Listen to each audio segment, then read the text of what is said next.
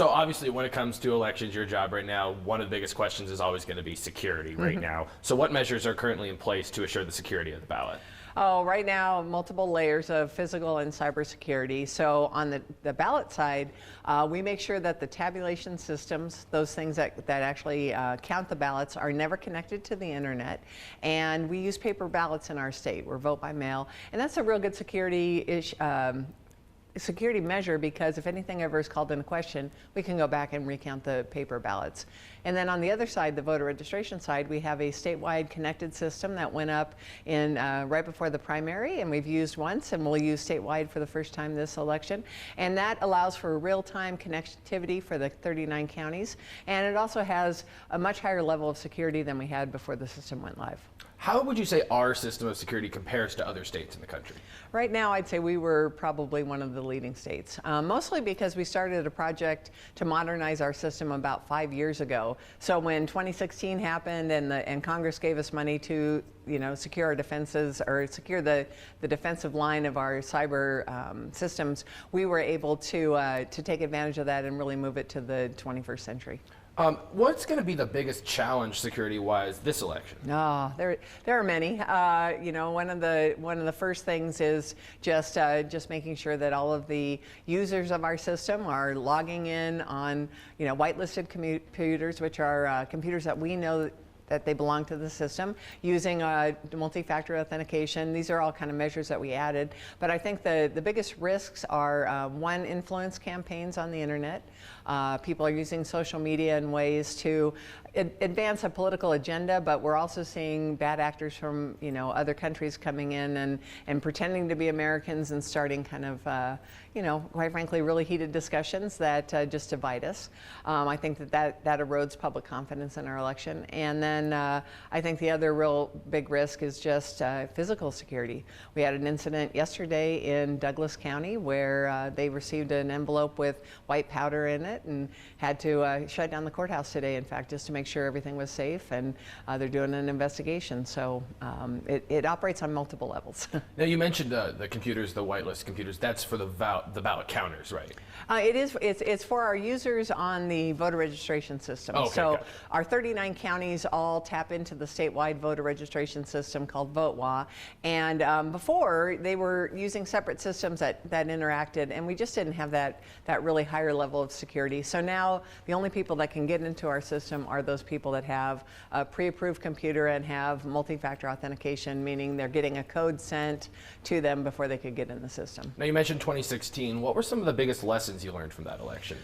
The biggest ones, we learned that while we were very good in 2016, that the landscape is the threat landscape is really changing pretty rapidly. In 2016, we detected the Russian interference. They tried to get into our system. They tried to get into all 50 state systems. We were one of the 21 states that detected it and prevented them from getting in.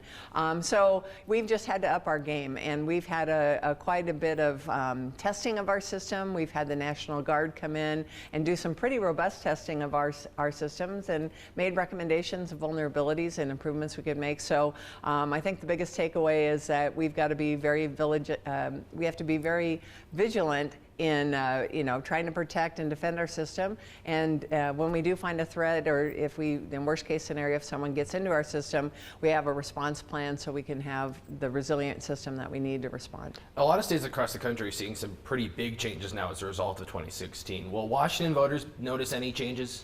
Not too much. Like I said, on the front end, probably when they update their voter registration information, we have a new forward-facing system for that.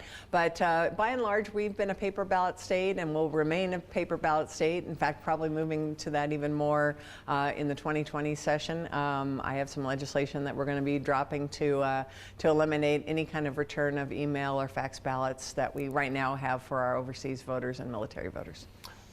Would you say that the vote-by-mail system then is generally more secure than other forms of voting? I think it's secure. It's one of the things that we do that a lot of people don't realize is that we check every signature on every returned ballot envelope against the one on file, and that's one of our big security measures. I think that for states that have poll site voting or early voting, they have a lot of challenges just in the logistics part of it because they're still doing absentee ballots as well. I think Washington is really well positioned going into 2020, but it's all changing.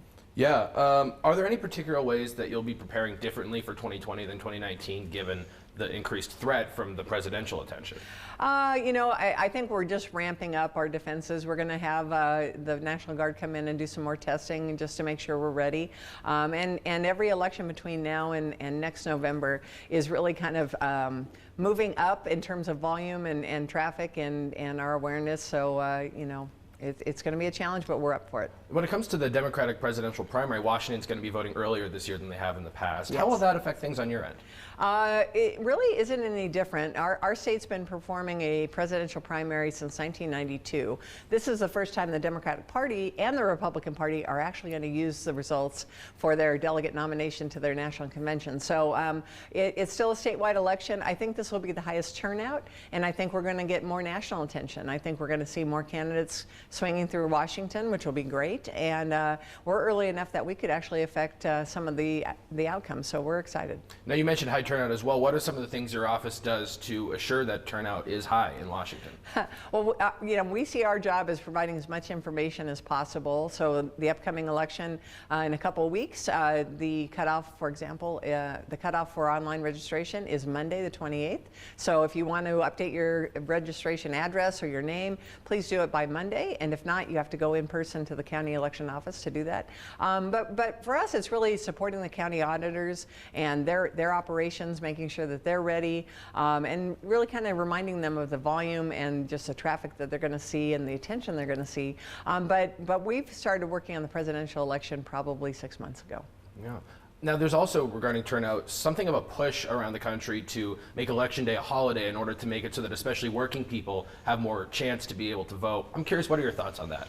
I think that the states are, there are some places that have tried that around the world. The main problem, when you look at any holiday that we have, by and large, in this country, who's working on the holiday? It's the hourly employees. It's all of the major chains stay open on holidays now because they want to get the shoppers. So the people that are getting the time off are probably people that don't have a lot of trouble getting time off on Election Day anyway. In our state, I don't think it makes a big difference with the vote by mail. We have an 18-day voting window, but I'm certainly for anything that can improve access. But I think it'd be a wash in our state. Yeah. Now, you also have begun your reelection campaign. What made you decide to run again? Oh, I still have work to do, and I love my job. I'm very blessed to have this job and be able to serve, Washington and apply my 25 years of experience to elections at a state level. But we have to finish bringing up our statewide system. I want to get through another presidential cycle, and we have redistricting coming up in 2022. So I'd like to see that through one more time. This will be, I think, my fourth redistricting that I've been through it since I've been in elections, and I love the job, and I want to make sure our elections remain fair and impartial and trusted. Now, you do also have an opponent now, and it seems, maybe it's just me, but it seems like for a position like this is drawing a little more ferociousness, I guess, than I would expect. What do you think prompted that? Well, if you go back and look at 2016, I had a pretty aggressive opponent who's now the state party Democratic chair, the state Democratic Party chair.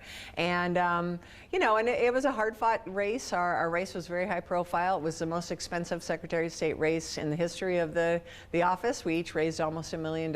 And I anticipate this one might be even more because the gentleman who's running against me works for my former opponent. So I think that there's a lot of vested interest on the partisan side of this, but I can't control that. My job is to make a case to the voters of why they should re-elect me, and I'm running on my record. So I'm looking forward to the race. Why do you think the position has become, I guess, more partisan then? I think we've seen it happen nationwide, and both sides. I mean, I can't just pick on the Democratic Party. The Republican Party has had an organization that I'm a member of, the Republican Secretaries of State, and it's to help, elect Republican Secretaries of State, and the Democrats have a like organization on their side. I know that I'm a targeted race for that organization, and I don't know. I think it has a lot to do with the real partisan divide that we continue to see on social media and in, in the mainstream media, where both sides are so worried about the other side getting an advantage by the elections that they're trying to get people in place to ensure that their party, has an advantage. And for me, that's the hard part about this job.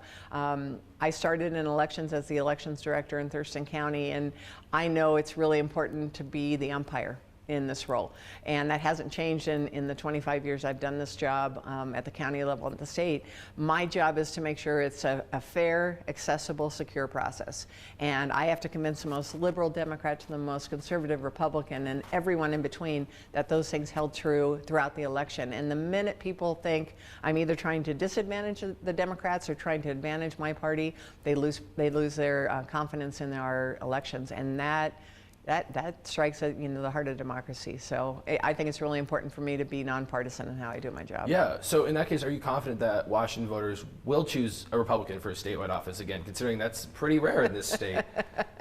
That's what 2020 will be about, and I'm confident that I have a solid resume and 25 years of experience doing the job in a certain way, and I think our voters appreciate that and want it, and I'm going to make that case over the next year, and we'll see.